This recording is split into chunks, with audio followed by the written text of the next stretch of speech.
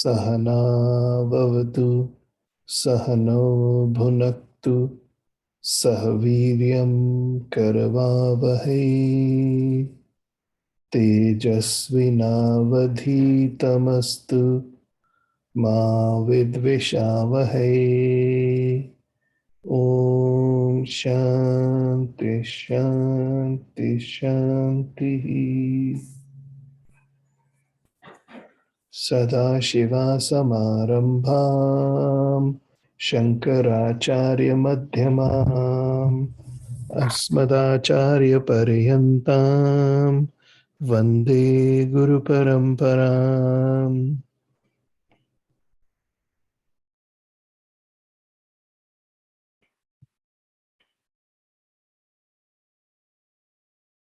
वासुदेवेन्द्रयोगेन्द्रं नत्वा ज्ञानप्रदं गुरुं मुमुक्षूणां हितार्थाय तत्त्वबोधोऽभिधीयते।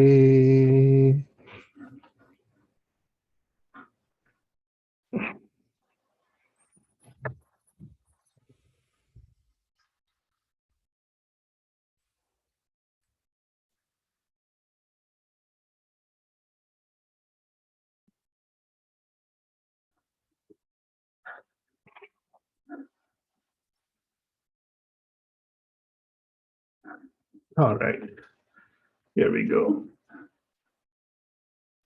We are studying the Tattva Bodh, and my file is marked April 24th. So we've been gone for a little while, but we've covered a lot of ground. Yeah, that was the first shloka that we just saw. Vasudevendra Yogendram, Natva Jnanapradam Gurum, Mumukshunam Hitarthaya, Tattva Bodho Abhidhiyate. We've spent a lot of time, as you can see, analyzing and understanding this verse. We've had a lot of questions that we've addressed, beginning with what is Vedanta, discussion about Advaita Vedanta, discussion about moksha, which is a central topic to understand first. Had some brief discussions about Purusharthas in particular. And then these were some of the first few verses that we went through. Sadhana chatushtaya sampannadhikarinam moksha sadhana bhutam tattva viveka prakaram vakshyamaha.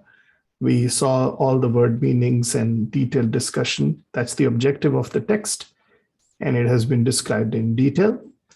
And then sadhana chatushtaya kim, and we talked about the fact that the way Tattva Bodha works is that it's a question answer format. And so the first question, since the first verse was sadhana chatushtaya sampanna adhikarinam, it says, let me pick up my pen so we can start scribbling. Sadhana chatushtaya.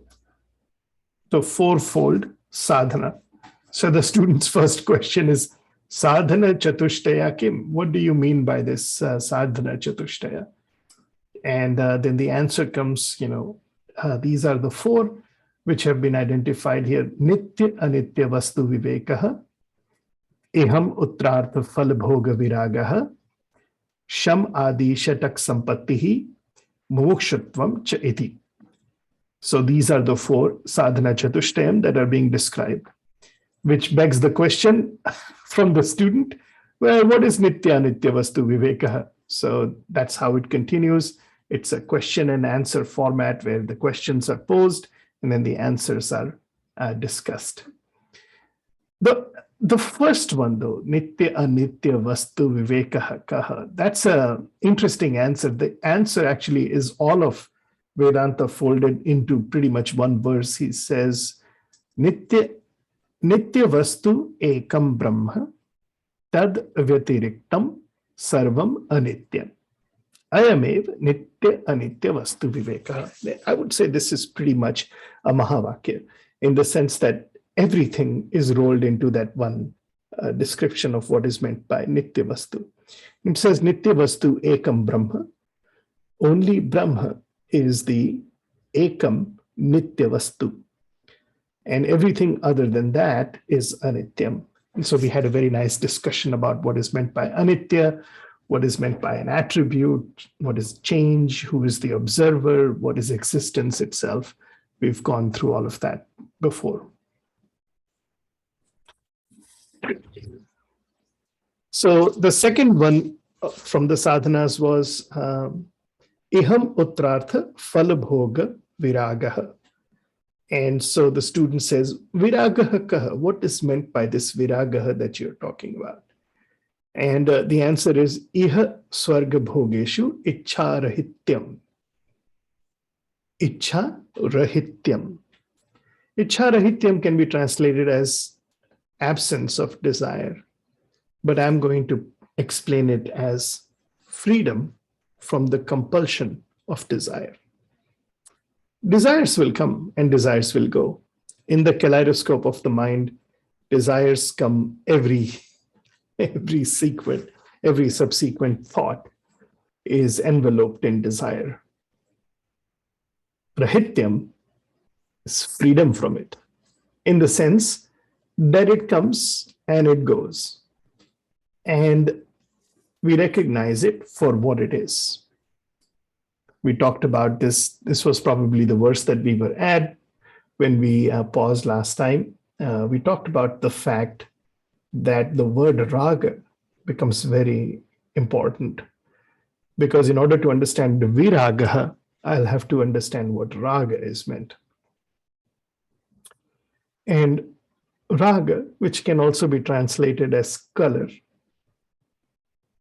or it can also be translated as emotion, different ways it is translated, is part of the duo raga and dvesha. One is an attraction and the other is a repulsion. In the world of dualities, this is the dual raga dvesha. And we talked about the fact that what makes a jiva is a living being. What makes a jiva, most obviously a jiva, is its ragas and dveshas. As long as one is a jiva, ragas and dveshas will be there. If you are an ant, you will have your own ragas and dveshas. There will be situations that you will seek that are attractive to you, and there are situations and predators from which you will run away. In fact, it is absolutely essential for ragas and dveshas to be there so that you should know what is a predator so that you can run away from it. And you should also know what is appropriate for you. Now, sometimes you can't live by raga dveshas because sometimes things that are good for you sour over time. And things that are sour in the beginning sweeten over time, like hard work, like discipline. It is not supposed to be instantaneous assessment of raga and dvesha, but also a time scale version of them. You need to be aware of how things are changing as they are sustained over periods of time. Nevertheless, I think you all understand now what raga and dvesha are. Raga is the one that you find being attracted towards, and dvesha is the one that you want to run away from. And together as a set, they become raga dvesha. So what is viraga? If I tell you that viraga means the absence of raga, it would also mean the absence of dvesha. And if raga and dvesha are both absent, then you are no longer a jiva. Fair enough. Because that's an essential part of being a jiva. Then you would have successfully become the table or the chair. Because as long as the mind and the antakarana and the manas and the buddhi are present, the antakarana, we've talked about that before, consists of the manas, buddhi, chitta, and ahankara. And as long as the manas is present, ragas and dveshas will be present. They appear in the antakarana, no doubt about it. What viraga means is not absence of them. What it means is freedom from compulsion produced by raga and dvesha. Freedom from the obsession over raga and dvesha. The desire will come. It will be right there in front of you. You may choose to pursue a given desire. Absolutely fine. That's what the purusharthas are for. For your life to be complete, you're absolutely free to pursue the purusharthas. And as you pursue those purusharthas, you're absolutely free to pursue whatever interests you have. But you also have the choice to let them go if they are not conducive to your situation right now.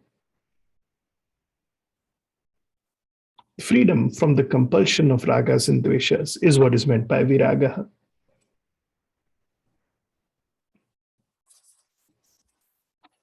As the situation or the object appears in the mind, manifests in the mind, waves of raga arise along with the mental event and along with the appearance of the objects. Waves arise, sometimes tsunamis. And they can completely overwhelm what you were thinking for an instant as they appear and pass in front of you. And I just don't mean physically outside, I'm talking about your antakarana. Viraga is the ability to be able to say, I see that. I see that the presence of this event, the presence of this situation, the presence of this object, the presence of this person is creating huge waves of emotion in my mind. Sometimes beautiful emotions and sometimes very scary ones. So be it. All those waves will also pass. The waves will come. They will reach their peak and they will pass. And another wave will come in just a few minutes. The understanding of the factual aspects of the situation is viraga. Or as they say here, I guess I talked about this last time, putting things and experiences in their proper perspective or context. And in particular, here it is talking about Svarga Bhogeshu. Iha Svarga Bhogeshu Icharahitim. Freedom from the compulsion of finding experiences here and hereafter. Freedom from being an experience hunter. Somebody who's out there pursuing all kinds of experiences for the sake of experiences. It has not become totally, the person has not become totally consumed. By that, I don't mean that you don't go mountain climbing, hiking, if you like it. Absolutely, it's nature. It has been created. It is here for you to partake as much as you wish. That's not what it is saying. It is not saying that you should not do this or should not do that. It is saying you understand things for what they are.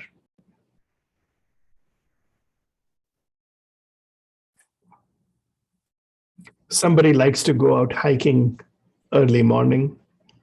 There are other people like me who like to roam around at night. I achieve my fullest intelligence at about 2 a.m.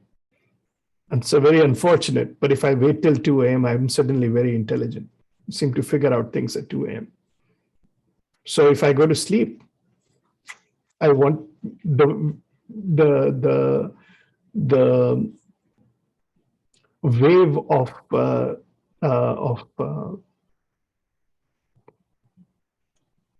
invention will not hit me because I will be asleep at that time. But for others, it may be in the morning. They're absolutely fine. But iha svarge bhogeshu ichharahityam is acknowledging that the person who is a mumukshu, the person who is very interested in the subject matter of the Atma, has understood the limitations of life here and hereafter. Life here is fantastic, absolutely gorgeous. To enjoy the sun, the sand, the water, the mountains, family, friends, studies, profession, relationships. It's absolutely gorgeous. And along with it comes all the negative sides of all of those things as well, challenging aspects of all of them. But the ask here is that you understand the limitations of all the experiences here and hereafter. Iha swarga bhogeshu ichharahityam is viraga, being able to put it under perspective. We're still answering the first question that was the first verse that was posed. If you remember, the first verse talked about 4, sadhana chatushtaya. We've looked at 2 of them. This is the third one. And the third one is a little bit of a Trojan because sham adi sadhana sampattihi ka, the student asks. Sham adi shatak sampatti. The third one had 6 in it. So it was a little bit of a Trojan. It had subpoints A, B, C, D, E, F. So it says Sham Adi Sadhana Sampattihi Ka. What are the Sham Adi Sadhana Sampatti? The riches or the qualities. Qualities, when you are possessed with those qualities, you are considered, they are like Sampattihi, they are like wealth. They are like wealth to the individual.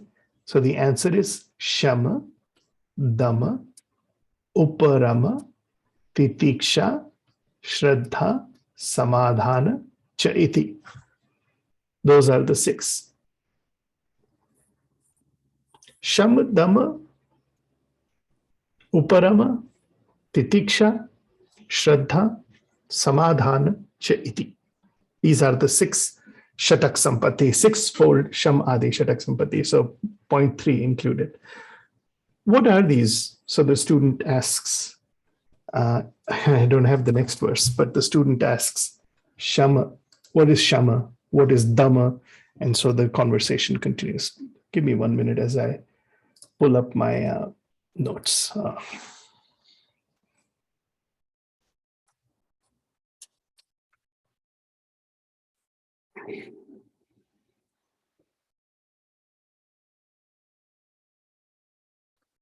In the meantime, if you have any questions, you can ask me.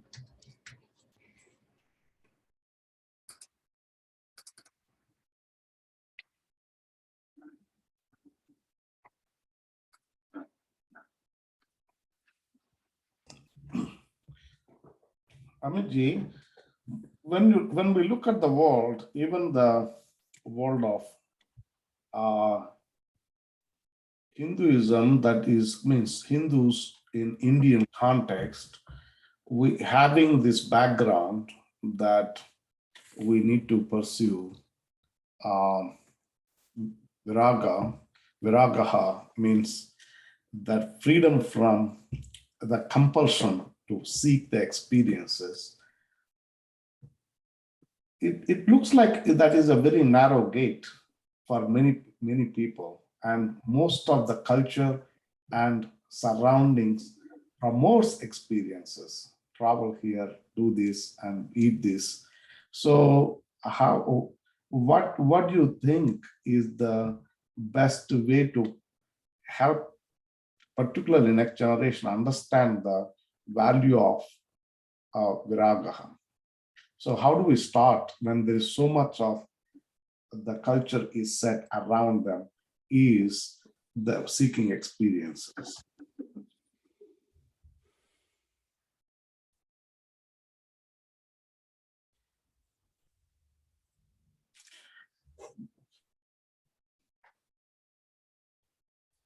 Great question.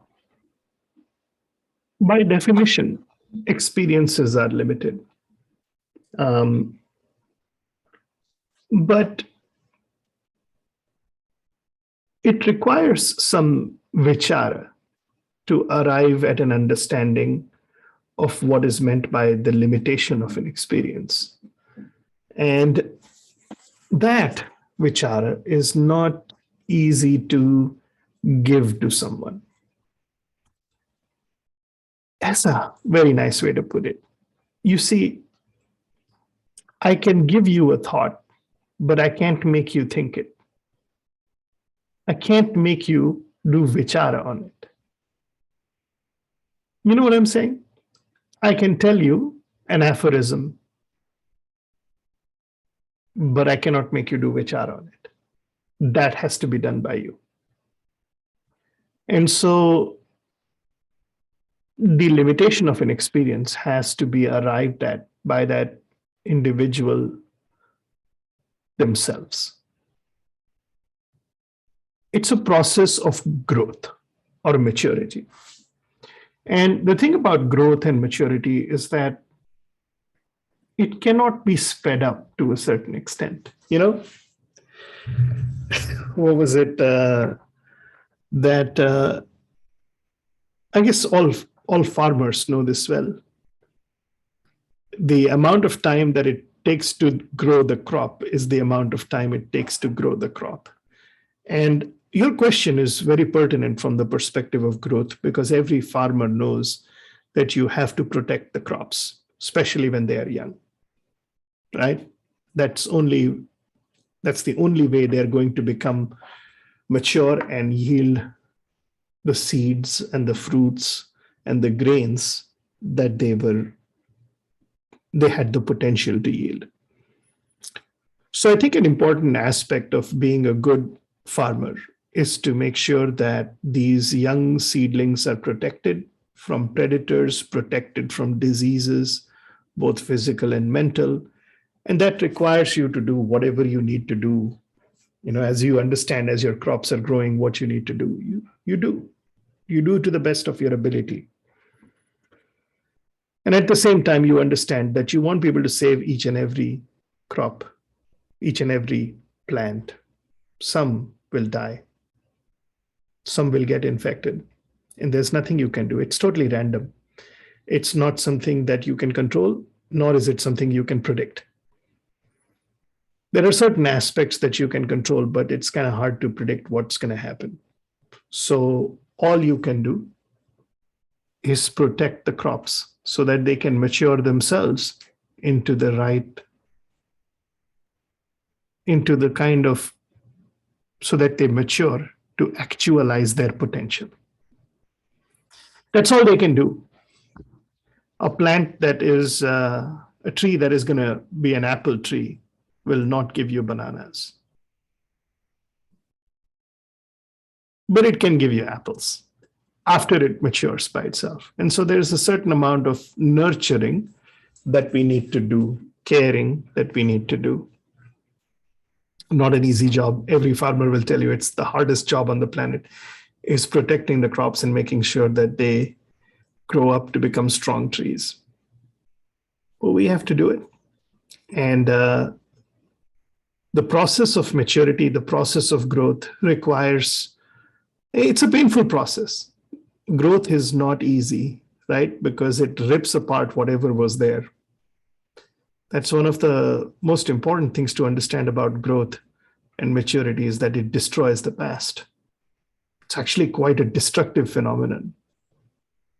Maybe you've noticed it, maybe you have not, but often Shiva is called the god of destruction, to which Shiva will come and say, well, how can you create anything if you haven't destroyed what was there?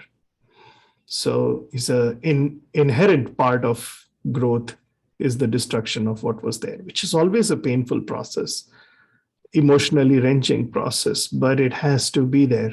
That's the only way growth occurs. So you have to put in the effort and understand that sometimes it works and sometimes it doesn't. But two aspects that I guess there are two things here. One is individual effort of the Jiva. that you're talking about. Vichara can only occur when they want it. Growth can only occur when they conclude that they are done with the past and need to move on. You cannot force it. And at the same time, there is a role for the caretaker to make sure that nothing untoward happens so that they can go through the process of maturing themselves without being hijacked by external forces that may cause a loss, that may cause a disease or a destruction. Did I answer your question in a roundabout way? Yes, I do see that the emphasis is on the protections so that the natural capacity that is there in that seed can flourish and manifest is what I'm hearing. And I can see that when that field is now like in the past, you can protect kids from physically mom and dad or the society had a physical control. Now with the iPad or something that they are like a kid in the downtown by themselves in a very harsh environment that they are getting exposed, and there is a lot of data that they have, and much of the world around them, including the educational institutions that they are in, promotes experiences. And what we are learning here is experiences are not bad, but that is causing the compulsion for experiences. One flavor of ice cream is gone and they want to try another one, another. So they have this compulsion. Is even the whole advertisement is for compulsion, promoting the compulsion. So it's as a kids, we had not many choices like that and much more advertisement targeting kids, but there is quite a bit of channeling their mind towards the compulsion that is going on. So what we understand from here is Viraga is a substratum on which this spiritual growth can occur. So that's why I'm trying to see when you say protect, what comes to your mind as an effective way to protect, given the context now? Very hard to. Yeah, go ahead, Shivram. Go ahead. So one thing I have found is all the things that seem to distract someone else also distract you. And I always reflect upon myself and say, like, what would I have done under that distraction if I didn't have this information? And what kind of things that was imparted to me to make the decision of not being, attracted to those things. So, I used to just put myself in that situation and see what do I have, what am I basing these decisions on to not get distracted, and then kind of try and teach those kind of ideas to them so that they are able to maneuver themselves. So it's not more about don't get distracted by this. It's more about, okay, I would have also gotten distracted by this. Why am I not distracted anymore? So, I mean, I'm not saying it's an easy thing that now you can tell them that this is a reason not to be distracted and they'll not be distracted anymore. But I found that is a very good way to put yourself in the situation. I mean, and try to see what values am I holding important to not be distracted by that. And maybe try to put it in their perspective, explain those values to them. That's what I usually think is a good idea. Yeah, thank you, Shivram. I can see that you are saying that your anchor to the values stops you from getting distracted, and explaining the values to them in a way that they can understand. At least you are planting the seeds is what I'm understanding. It doesn't guarantee that they will embrace, but you are providing the values So your modus operandi to help is value system, developing value system. Am I understanding correctly? Yes, I mean, again, even the one was perspective, right? Yeah. Iha putrartha phalabhoga viragaha. Now that is a value. Now, how are you going to say that these distractions are not distractions? Why is that viraga required? You need the perspective for that. So more than just imparting the values, giving them the perspective of why those values are important is more important than the value itself. So that perspective is also very important. So I think the perspective comes one level below the actual teaching of the value itself.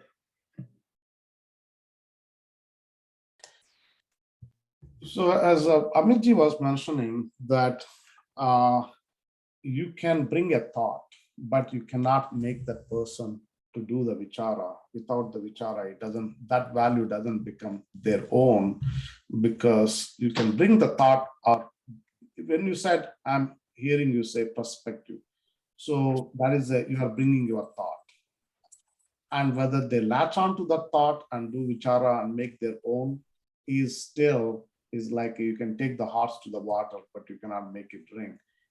Is it still in the same thinking? Means, am I understanding you correctly? So I mean, I always think of perspective as things like, why do you have to think about your actions? We are not saying do this and don't do this. We are saying you should think about your actions. Now, there sometimes values are kind of more opinionated. I hold this as important over this. So there your opinion kind of colors what values you want to teach. But for perspective, you should teach something more basic where they are able to think about what things that they're doing. Why are they? I mean, why am I wanting to wake up early? Why am I wanting to pursue my PhD? So these kind of like, why do I want to, eat more sweets? So these things, this kind of ideology is more about, is behind deciding whether I should eat sweets or I should not eat sweets. So I feel that framework is more important than values, because sometimes you can say, for example, value of, listening to your parents is a value. For a child, that might not be an important value. But so value is always, quote unquote, have an agenda. So yeah, and your agenda is to make sure that they are well off in the world. So they might not, that might not be in their realm of what they want. So I feel that is what I meant by perspective, that something which helps them evaluate their lives by themselves is, I feel, is what the perspective that they need. And in what sense they have to, like, for example, the world view that they have set up, they have these as their goals. But if you are able to say that this is the worldview you have right now, and these are the problems with that worldview, then they are able to more realize what is important. So if you have a worldview where money is the most important thing, all the goals will be get more money. If you are in a worldview where comfort is the most important thing, then you'll always do things to get more comfort. So something more basic of what the actual world is, and then how to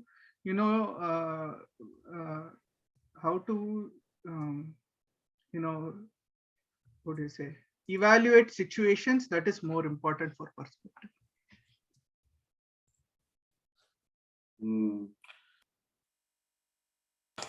Yeah, thank you, Shivram. That was very helpful in a way that you're saying that always before you emphasize the values, give them the perspective, and then they understand why that value is emphasized.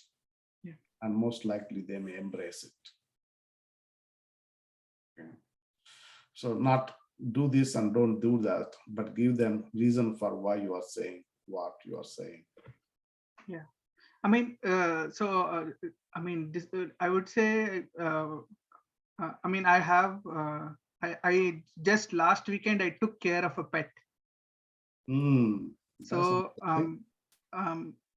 and I was always treating it like an experiment of how do I take care of something. So sometimes you will have children who will be like pets. You have to sternly tell them, no, you can't do this.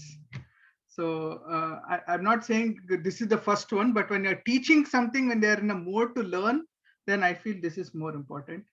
But there are other times where you'll have to say, no, you should not do this. You should, there's about some amount of strictness that you need to have as well. So I always try to go the middle way. It's like, don't always go in the realm of perspective. That's only in the realm of, buddhi. You'll always have karma yoga, jnana yoga, everything you have to teach. So this is only jnana yoga which you're talking about. So this is what, so that's, I mean, that's my take on it. That's very interesting. So that's very, yeah, I can see what you are saying in a way that strict once I'm also thinking back to what Amiji was saying, like a plant example he has given, like a crop, they don't have the legs to run away. We can expect, but the kids, they have quite a bit of leverage than unlike the plants. So they are. There are kids when they're teenagers, when you say something and then they don't like it, they have quite a, in particular in the American context, there is quite a bit of freedom for them to do and say and be. So you are again, as parents gets not as much time because they are very busy, and the institutions or the culture that is around them is promoting of or targeting their raga and dvesha and trying to woo them into the realm of experiences. And it is not only for the kids, but also for the adults. It is the realm of experiences is what advertisement is all about.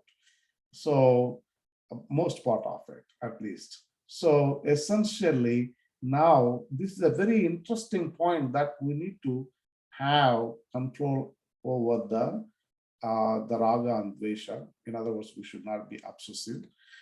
And it is because of experiences that we had in life when we are obsessive and we are not paying attention to this reality that we should not be compulsive, obsessive and compulsive. We pay for it and we learn from it. But when it comes to the children, they don't have the benefit of our own life experiences where we got hurt because we don't have that control. So developing this mindset in the context of the land is very fertile for the experience-based life to grow. Not very fertile for this Viraga to grow. And now, when all other kids are going in one direction, developing this kind of mindset in the kids, that's what I was thinking about. But what you shared addresses some of that. So thank you for sharing that.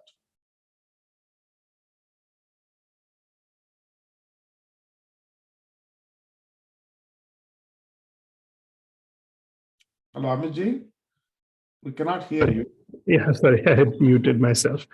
And I don't want us to get too worried about the pull of the world. Because while experiencing and hunting experiences has been accelerated exponentially over the past several decades, you must have faith that experiences are limited. And the more you experience, the more their limitations will be revealed to the point of frustration. So, in a way, I am not going to say that it's a terrible thing because it carries within it the seed of frustration. And they'll be frustrated sooner and faster. So just as we were. And that will, once they get to the point where they are understanding the limitations of their own experiences, those words that you had said and asked them to do vichara, which were just sitting on the side for a while, will suddenly start glowing. And they'll say, yeah, I think I heard some time back that there is such a thing as a raga and the dvesha, and that I don't need to, I'll be okay even if my ragas and dveshas are not met. So just because the land is dry and hard, you should not stop throwing seeds on it. Because someday that land will become moist. And it may take tears for that land to become moist, but it will. If you have faith, it will. Faith, Shraddha, which is coming in a moment in the Shamadhi Shatak Sampatti. It's not the kind of faith that we generally talk about in the Western context, a different kind of faith. Then, I don't think we need to worry too much about the fact that there are external influences that are, attracting people towards a life of experiences. It's all the more frustrating sooner rather than later. Another thing, Amiji, I just want, what you said is very important, a point in a way that more faster or multiple experiences, limitation will be revealed. That's a very important point. I thought that way, but when I talked to one of the fathers, and where student goes to first year undergrad, and where the kid get exposed to the drugs, the instrument that can do the vichara, the brain itself is damaged. And to your point, some of them, it can be very serious damage. That way, then even if they realize, but the capacity to do the vichara at a deeper level is lost, because now this person is taking the drugs that are targeting that particular instrument itself that is helpful for the vichara. So there are contexts that where there is no way back when they go with that experiences, and there is not one but multiple. So they go one after other, and there are the systems established that work with the kids seeking experience. Yeah, this is why I mentioned that in your acre of crops that you have planted, or even in your own back garden, you may have planted 10 rose bushes, and there will be one that will get infected. And there's nothing you can do about that. I don't know what caused the infection. I was not there when it started. And the other 9 rose bushes that are looking at it, it is what it is, unfortunately. There's nothing you can do about that. If you can save it, save it. But sometimes things go beyond our ability to save them. And I cannot build a philosophy or a life focusing on something that is evident to me in nature, that nature produces hundreds of rose bushes, unlimited number of rose bushes, because it knows some of them will get infected. I cannot do much about that. So I can try my best. I can disinfect them. I can make sure I go through the processes. I can minimize the probabilities, but I can't take it down to 0. And that is something that I need to understand and adjust to. In my conversations with young people,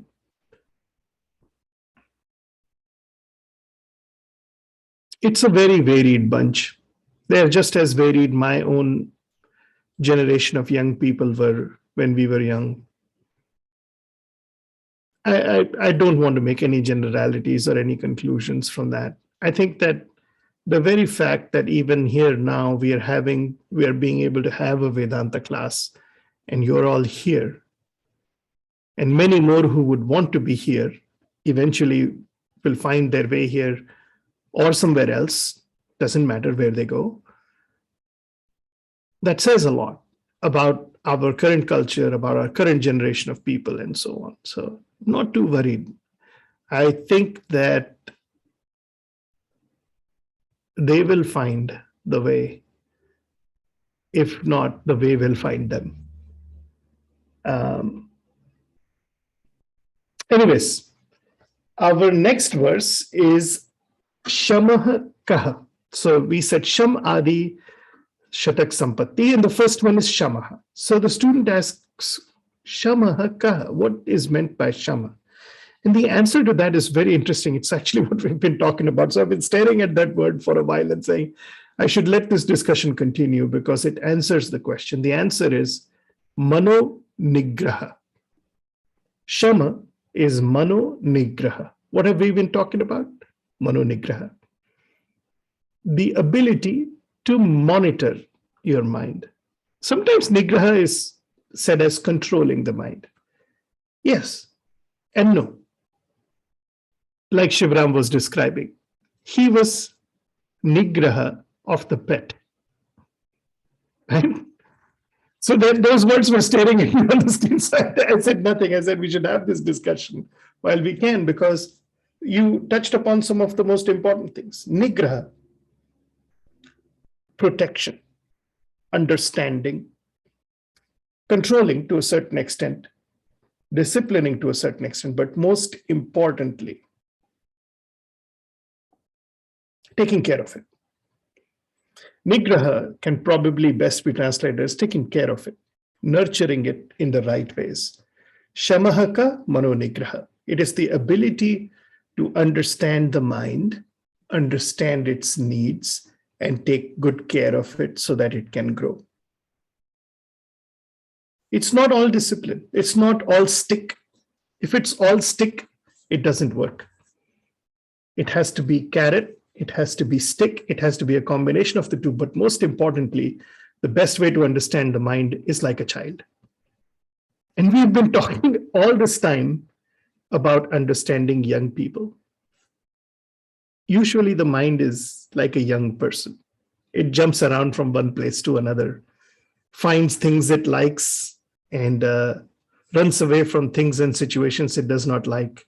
If you think that your mind is very disciplined and it follows a logical frame of thought, I will request you to share your browser history with me. I'll get a chance to see all the links you clicked, and if you go back to your browser history from a month ago, you'll be like, how did I end up from page A to page B? Just happened. You just clicked it and it went, and from point A to point B to point C to point D, who knows how. Because it's like a child. There have been many descriptions in Vedanta about the mind. Sometimes it has been described as a monkey. Sometimes it has been described as a child. The definition that probably works better is like a child, because you have to discipline while taking care, while making sure that its little idiosyncrasies are listened to. You may not have to follow them, but you may certainly want to listen to its tall tales and stories of how it was hurt by other people and how it was enjoying itself. It's kind of like that. Mano Nigraha. The ability to listen, understand, discipline, take care of the mind is Shama. See, I didn't even have to explain it much. Damaha Kaha. Shama is one thing.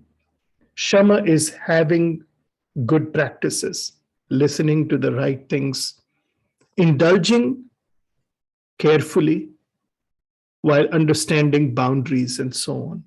Monitoring is the best way, making sure that things don't go too far. Damahakaha says, Chakshu Adi Bahya Indriya Nigraha. Now, damaha is more proper, straightforward discipline. So not being overindulgent. Chakshuhu, the eyes, adi, etc. All the other outer senses, nigraha, not getting carried away by them, not being overindulgent. It's very important to understand nigraha means monitoring. If you had a pet horse, you would feed it the grass that it likes. That's the only way it's going to move and run fast. And what was the model that is talked about of the human body in the Katha Upanishad? You've seen the model, we've talked about it before. It's the model where the senses are represented as the horses. The mind is represented as the reins. The buddhi is represented as the charioteer. And the passenger is referred to as the ahankara. The horse needs to drink and eat. That's how it's going to work for you, right? You need that horsepower to do what you need to do, which means that you have to feed the horse and let it drink water. So it is not denial. It is not denial at all. It's actually taking good care of it, not letting it become overindulgent. If you feed your horse too much, it's not going to go anywhere. It's going to sit down and relax and be like, okay, we'll sleep here. From now on, we found the right pasture. So damaha kaha, chakshu adi bahya indriya nigraha. And shamaha kaha, mano nigraha. An understanding of the mind and controlling of the senses together is shama dhamma. One is understanding and the other is disciplining, not being overindulgent. You will know when to draw the line. You'll say, okay, this is about right. I'm going to draw the line right. All right. We've got 4 more to go, but we can cover them next time, starting with Uparamahka, Swadharma Anushtanameva, following what you need to do. Together, these 6 are going to be pretty amazing. What were they again? Let's take a look. They were Shama, Dhamma, Uparamaha, Titiksha, Shraddha, and Samadhana. Shama, Dhamma, and Uparama will work together, and Titiksha, Shraddha, and Samadhana will work together. We'll talk about them.